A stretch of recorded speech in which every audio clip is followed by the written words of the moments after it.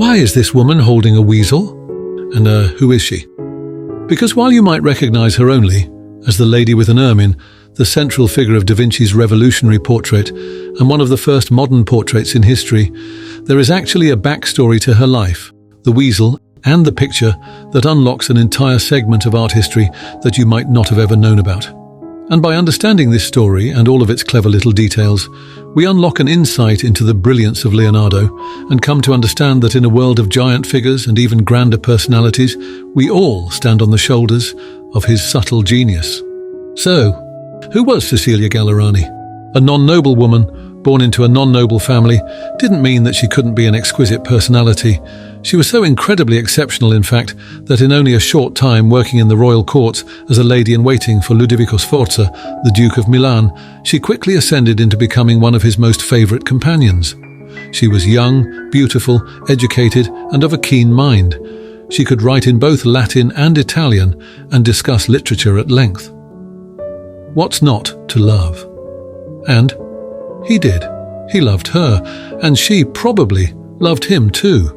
And in the very same year that Ludovico would marry Beatrice d'Este, our beloved Cecilia would give birth to his son.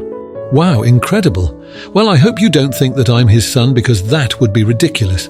Yeah, nobody thinks that. But knowing what we now know, what we might be thinking is that there is more to this portrait than what meets the eye. And where one might see a brilliant use of light and shadow or the subtlety of a master's brush, we might look at this portrait and see it for exactly what it is: a love story. Leonardo shows Cecilia as an ideal beauty in non-noble clothes as she gazes off into the unknown.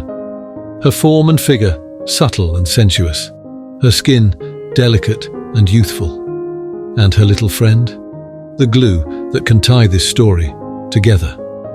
Because where, in his own words, Leonardo would tie an ermine to a symbol of purity, on the fringes of art analysis are other fascinating ideas.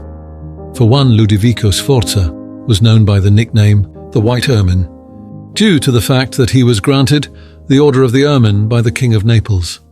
At the beginning of her surname Gallerani, we can hear the word galle, a reference to a minor Greek character who was turned into a weasel for her abnormal sexual desires. It also might be a nod to Galanthus, a servant who helped in the birth of Hercules, and as punishment was turned into an ermine. It was also an ermine in Italian Renaissance culture that was thought to protect pregnant women. Was this Leonardo's way of suggesting that Ludovico was protecting Cecilia? We will never really know.